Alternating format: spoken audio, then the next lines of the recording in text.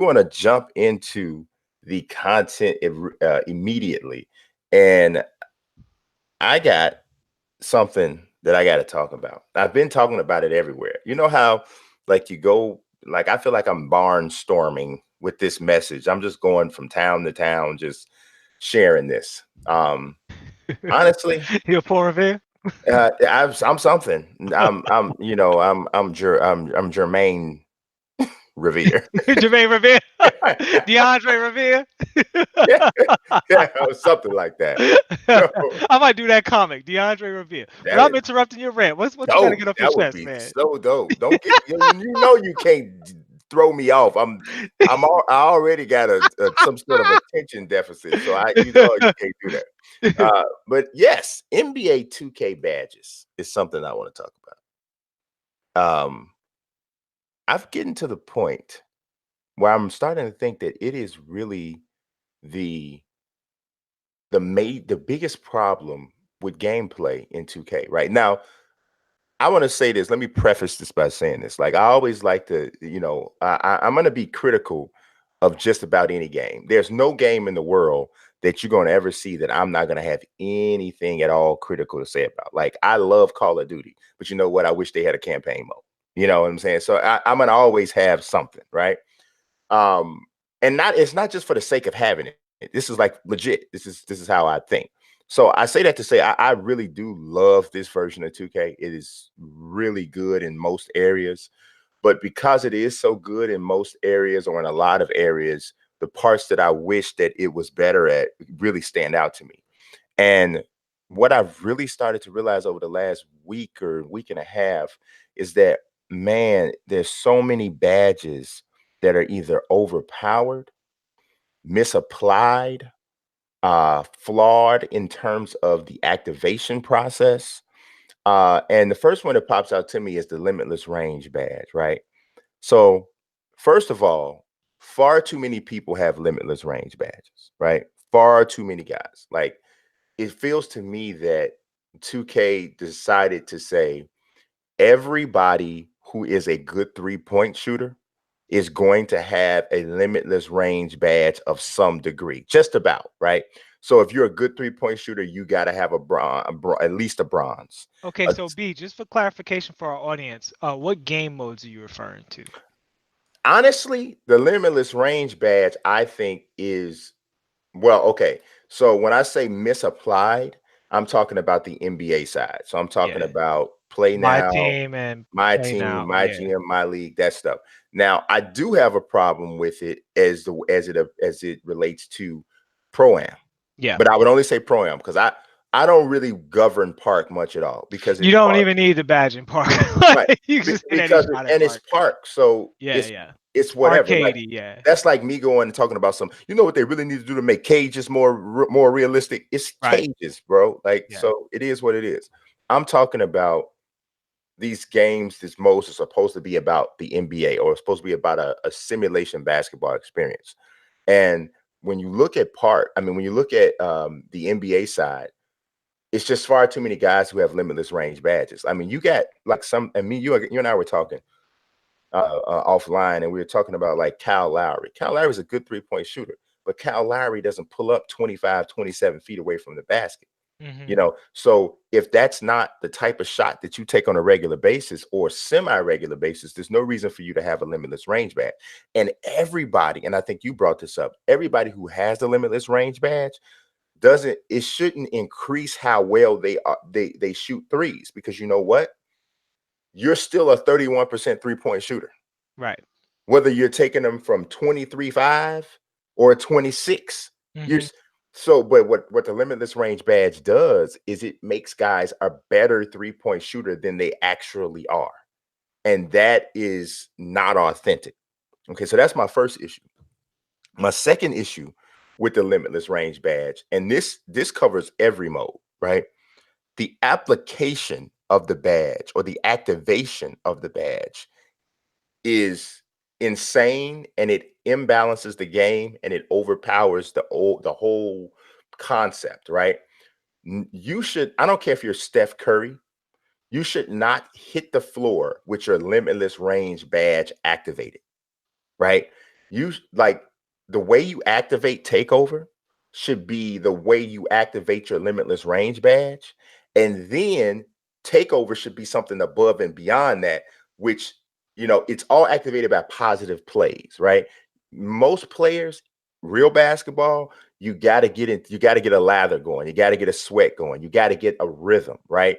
Once you get into a rhythm, you start to, even if you're just watching it from a television standpoint, you're listening, you're watching like, oh, the announcer starts saying, oh, he's got it going. He's getting it going. The last thing they want to Right. do is allow him to heat up. Limitless range has stepped in. Then he hit a couple limitless range shots. He's driving to the basket, gets fouled. Oh, now he's got takeover.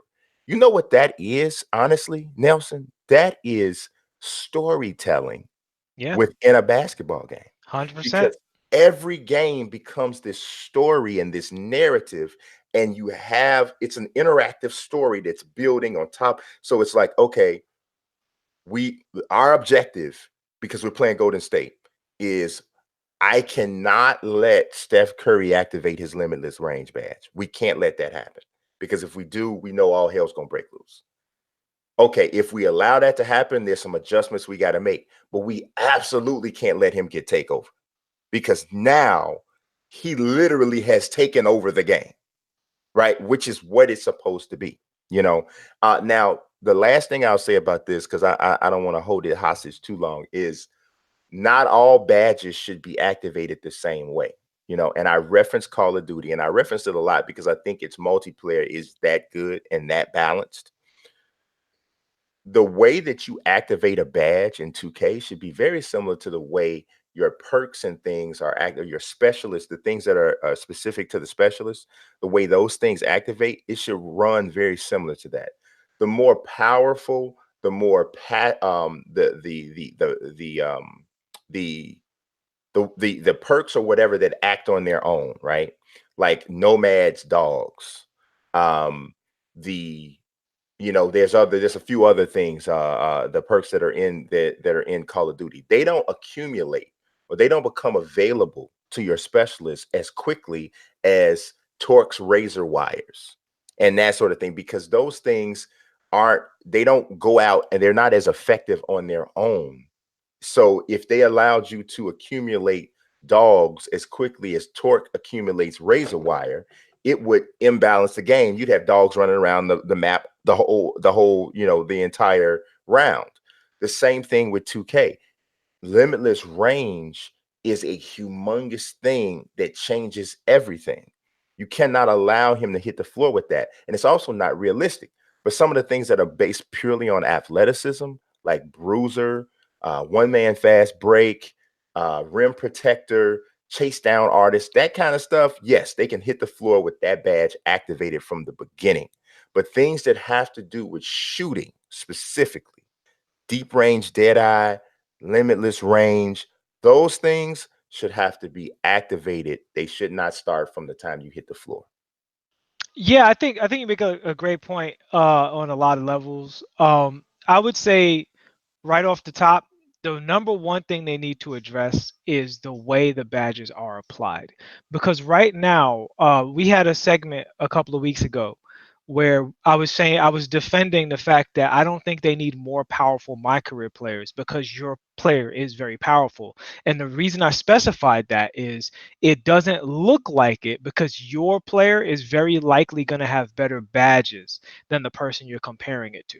So while there might be something that you don't have access to, like maybe it'll be speed, maybe it'll be a 3 point rating because of your height, but with the badges you're able to put on your character, those ratings go sky high, right? So it Hmm. doesn't matter how tall your guy is if he's a pure sharpshooter, you know what I mean? With Yes. gold, limitless range, and Hall of Fame catch and shoot, he effectively, in the game, in my career, he effectively has a 95, 99 three-pointer. And if he's in takeover, he has 195 three-pointer. And it's Yes. very easy to get takeover. It only takes like 3 or 4 shots from limitless Yes. range to get Which is takeover. probably a little bit too easy for Little what it imbalance. is. Agreed. Yes. So what the way the badge should work, and Bruce Bowen, I think, is the guy that the badge system is like. ideally described by, because he's a guy who's not a good 3-point shooter unless he's in the corner. Yes. So, You you would know what I'm say saying? Trevor Ariza is similar too.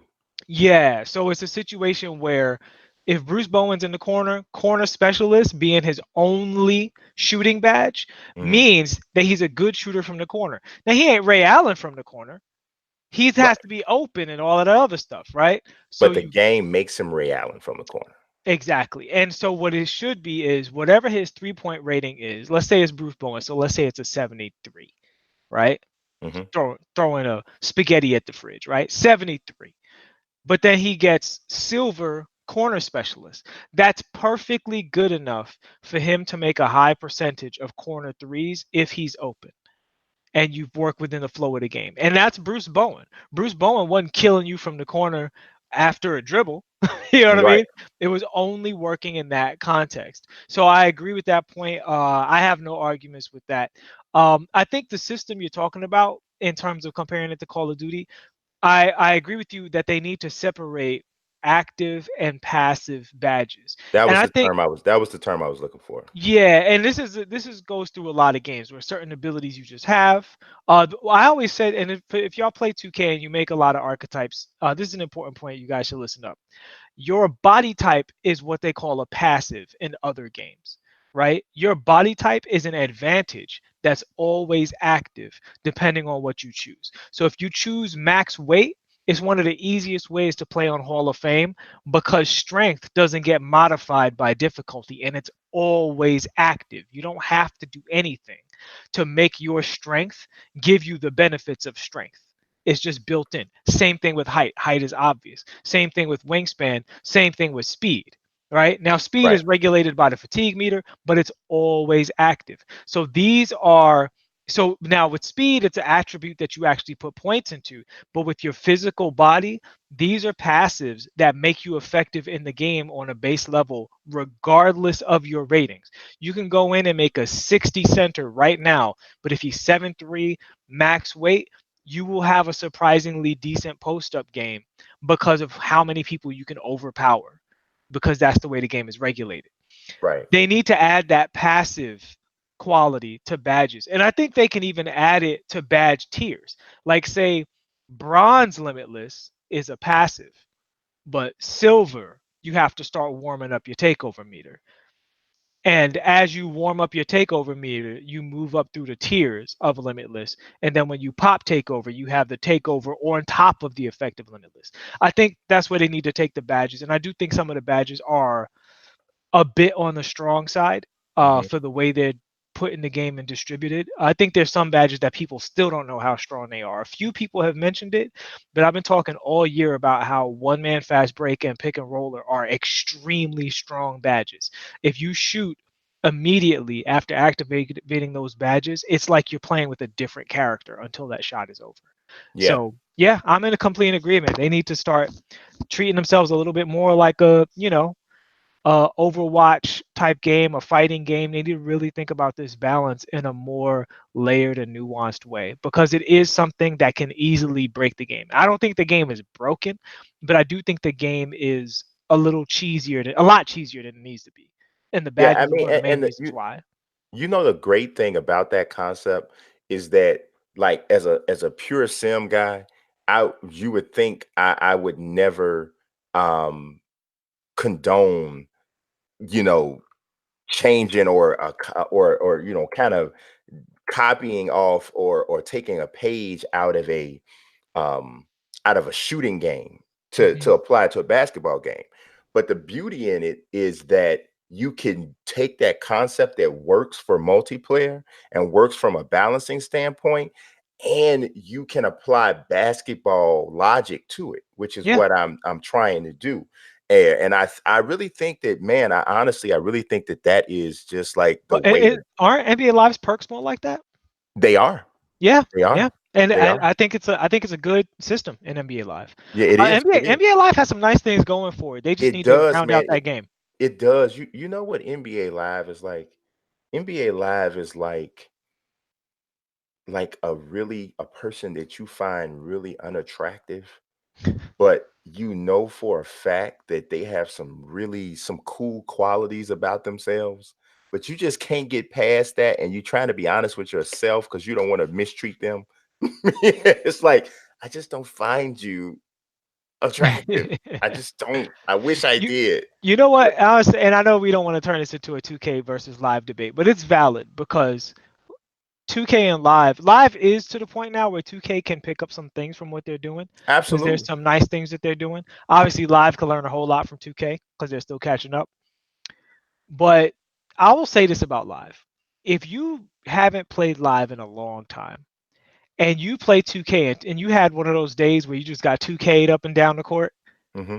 and you pick up live, it's a breath of fresh air. Now, once you hang out with live for too long, you realize it has bad breath and it can't cook Yes. and it don't clean the bathroom the way it should. Mm, But when you first hang out with live, that first hour, you like, man, why don't I hang out with you more? And then you but you realize, oh, this quickly is why. realize why This is you why I don't. don't hang out more. Yeah. This is why I don't, because But that I do think that their perk system and their loadout system is decent. Now, obviously, the loadout system I wouldn't put in the NBA, but I do think for competitive players, um, yeah, it's I don't like the loadout system. That part I don't like. I do like the way their whatever you call it, badges or perks or whatever you want to refer to it. I like the way they activate in the game. But yeah, then they have some other flawed stuff with the gaming that like you can't, like, if you got a good player, you they have some issues with make miss too. They yeah. make this, Oh, concept of don't balance don't get me really started. bad. Yeah, it's crazy. It's It's bad. crazy. So, I mean, to me, they have some good things, but overall, the game is is so far off. Like, Hmm. I really just want them to stop and go away for about 3 years and just try to make a awesome game. Just don't get from under the whole pressure of having to make a game another next year. Just go away for about 2 or 3 years and just do nothing but work on making a great base game, because and I mean, you can keep some of this stuff, but a lot of it's just not good enough. Just not good enough. So, but I had to get into that a little bit about the I badges. like